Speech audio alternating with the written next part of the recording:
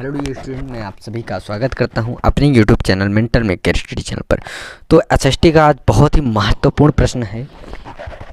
हमारा पहला प्रश्न क्या है कि प्लीज़ आप वीडियो को देखिएगा। आज आपका 4 नंबर हम कंफर्म करा देंगे, जिस अकॉर्डिंग आपका बोर्ड एग्ज़ाम में प्रश्न कैसे लिखे जाते हैं, किस अकॉर्डिंग लिखे हैं एसएसटी में, आज के वीडियो में बहुत ही अच्छा आपको लगेगा।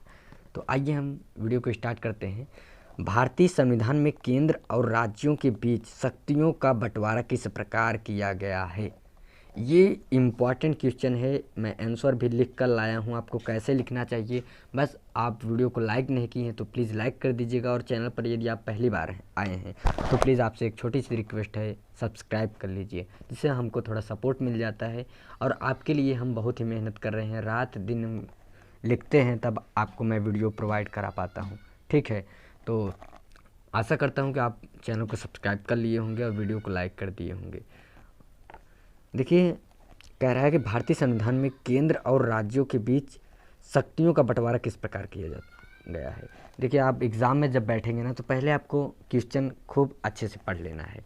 क्या, पहले आप क्वेश्चन को बहुत ही अच्छे तरीके से आपको पढ़ना चाहिए, जिससे क्वेश्चन में ही आपका आंसर छिपा रहता है। ठीक, तो आइए हम देखते हैं हमारा क्वेश्चन क्या कह रहा है। देखिए, भारतीय संविधान में केंद्र और राज्यों के बीच शक्तियों का बंटवारा किस प्रकार किया गया है, यही क्वेश्चन है ना। तो आइए हम देखते हैं। देखिए, आपको छोड़कर वीडियो नहीं जाना है, हम आपको समझाएंगे। मेरी 100% गारंटी है, ये मेरी गारंटी है कि हम किस प्रकार से लिखे हैं और आपको समझने में आएगा। ये मैं गारंटी लेता हूँ यार, और मैं क्या बताऊँ। मैं आपके लिए प्रॉपर नोट्स बना दिया हूँ और आपके लिए इतना मेहनत कर रहा हूँ, तो प्लीज़ लाइक करिए। संघ सूची, देखिए पहला आप लिखेंगे कि संघ सूची। संघ सूची क्या है कि संघ सूची में वह विषय आते हैं जिन पर सिर्फ केंद्र सरकार ही कानून बना सकती है और जो संपूर्ण देश के लिए होगा। देखिए, आपको पॉइंट वाइज क्या लिखना है। जैसे आपसे पूछा कि भारतीय संविधान में केंद्र और राज्यों के बीच शक्तियों का बंटवारा किस प्रकार किया गया है, तो आपको लिखना है कि संघ सूची, फिर राज्य सूची, फिर समवर्ती सूची। ये बहुत ही इम्पॉर्टेंट है, ये क्वेश्चन मैं जो बोल रहा हूँ, क्योंकि आपसे पूछ लेगा कि संघ सूची क्या है, तो इसको भी आपको लिखना पड़ेगा। ठीक, ये तो मैं हेडिंग ऊपर लिखा हूँ, संघ सूची।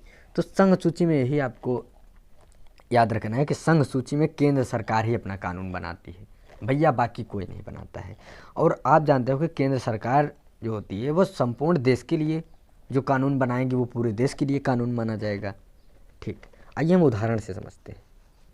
जैसे आर्मी, बैंकिंग, मुद्रा जैसे राष्ट्र विषय के महत्व। देखिए, जैसे आर्मी की वैकेंसी आती है तो भारत के जो ये देखिए जो पैसा देती है ये हमारी केंद्र सरकार देती है इन्हें।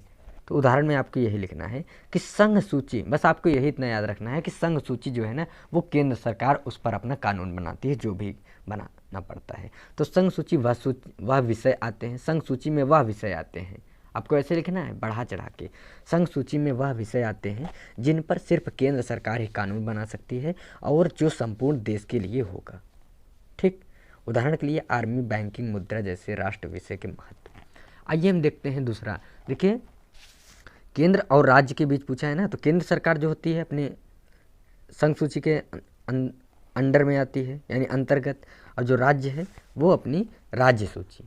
दूसरा आपको पॉइंट लिखना है राज्य सूची, हेडिंग डालना है राज्य सूची। राज्य सूची वह होती है जिस पर केवल राज्य सरकार ही कानून बना सकती है, यह केवल उस राज्य के लोगों पर लागू होंगे। उदाहरण के लिए जैसे पुलिस, व्यापार, कृषि, सिंचाई आदि। देखिए, अब आप कहोगे कि क्या ये हमारी जो यार इसी केंद्र सरकार है, मैं थोड़ा भूल गया, जो केंद्र सरकार है क्या इस पर मेरी कानून नहीं बना सकती है? इसके लिए जिसमें राज्य सरकार और केंद्र सरकार दोनों कार्य करते हैं, उसके लिए एक और सूची है, मैं आपको बता रहा हूँ। देखिए, राज्य सूची में क्या है कि राज्य सूची वह होती है जिस पर केवल राज्य सरकार ही कानून बना सकती है या केवल उस राज्य के लोगों पर लागू होंगे। राज्य सरकार जो होती है अपने राज्य में ही जो कानून बनाना होता है वही बना सकती है, बाकी वो केंद्र सरकार में नहीं बना सकती है, यानी वो सेंट्रल में कार्य नहीं कर सकती है, वो अपने स्टेट में ही कार्य करती है।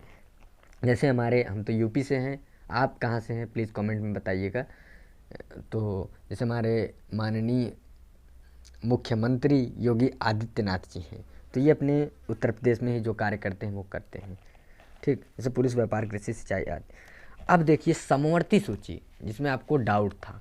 समवर्ती सूची क्या है कि समवर्ती सूची में वह विषय आते हैं जिन पर राज्य और केंद्र सरकार दोनों ही कानून बना सकती हैं, लेकिन अब इसमें लेकिन लगा है तो समझिएगा, लेकिन जब दोनों के कानूनों में टकराव हो तो केंद्र सरकार द्वारा बनाया गया कानून ही मान्य होगा। आपको दिखाई नहीं दिए, सॉरी। देखिए समवर्ती सूची क्या है कि समवर्ती सूची में वह विषय आते हैं जिन पर राज्य सरकार और केंद्र सरकार दोनों ही कानून बना सकती हैं। समवर्ती सूची में यानी केंद्र सरकार और राज्य सरकार दोनों ही कानून बना सकते हैं, लेकिन केंद्र सरकार द्वारा बनाया गया कानून ही मान्य होगा, ठीक। जैसा कभी झगड़ा हुआ, विवाद हुआ केंद्र सरकार और राज्य सरकार से, तो जो केंद्र सरकार जो कहेगा वही मान्य होगा, ना कि राज्य सरकार जो बोलेगा उनका मान्य होगा, ठीक। तो आशा करता हूँ कि वीडियो आपको समझ में आया होगा। नहीं समझ में आया तो प्लीज़ वीडियो को दोबारा देखिएगा, आपको सब कुछ समझ में आएगा। और मैं इसी तरह आप सभी को इम्पॉर्टेंट क्वेश्चन प्रोवाइड करा रहा हूँ, तो प्लीज़ सपोर्ट करिएगा, शेयर करिएगा इस वीडियो को। मैं एक बार फिर से आपको बता दूँ कि जैसे ये क्वेश्चन पूछा है, भारतीय संविधान में केंद्र और राज्य सरकार के बीच शक्तियों का बंटवारा किस प्रकार किया गया है ना, यही क्वेश्चन आपसे ये पूछेगा कि भारतीय संविधान में संघ सूची, राज्य सूची, समवर्ती सूची क्या है, इनके महत्व को बताइए, इन पर संक्षिप्त टिप्पणी लिखिए। एसएसटी में ऐसे ही क्वेश्चन बनते हैं डियर, मैं आपको पहले बता दे रहा हूँ। तो संघ सूची में आपको यही पॉइंट वाइज याद रखना है कि संघ सूची में हमारी केंद्र सरकार कानून बनाती है, और राज्य सूची में हमारी जो राज्य सरकार होती है वो कानून बनाती है, और समवर्ती सूची में हमारी राज्य और केंद्र सरकार दोनों ही कानून बनाते हैं। इतना आपको समझ में आया ना। जब इस पॉइंट को आप लिख दोगे ना तो एग्जामिनर आपको फुल नंबर देगा, पक्का नंबर देगा। और हाँ, मैं इसका उदाहरण नहीं बताया, इसका उदाहरण जैसे होगा शिक्षा। अब देखिए जैसे शिक्षा है, देखिए शिक्षा आपके स्टेट में भी स्टेट लेवल पे भी आती है, और वैकेंसी जो आती है आपकी स्टेट लेवल पे भी आती है और सेंट्रल लेवल पे भी आती है। तो यही बात है। देखिए कभी कभी हमारे जैसे यूपी में योगी आदित्यनाथ जी कुछ बातें बताते हैं, लेकिन हमारे प्रधानमंत्री जो हैं वो भी अपना कानून बनाते हैं, अपने स्टूडेंट के लिए कुछ ना कुछ प्रोवाइड कराते हैं। तो इसी प्रकार से आपको क्वेश्चन को लिखना है, क्वेश्चन को देखकर आंसर को लिखना है, सॉरी। तो प्लीज़ सपोर्ट करिए यार, thank you. Vande Mataram, share ज़रूर करिएगा। और प्लीज़ आप हमारे यदि इस वीडियो को नहीं देखे हैं, रॉलेट एक्ट ये फर्स्ट पार्ट है, ये सेकंड पार्ट है, ये आज आपका थर्ड पार्ट है। तो वीडियो में डिस्क्रिप्शन में लिंक दिया गया है, प्लीज़ आप उस पर ज़रूर देखिए यार। हम बहुत इंपॉर्टेंट क्वेश्चन करा रहे हैं, आपके लिए मेहनत कर रहे हैं, आपके लिए नोट्स बना रहे हैं, तो क्या आप नहीं बना सकते हैं? प्लीज़ बनाइए यार। तो थैंक यू।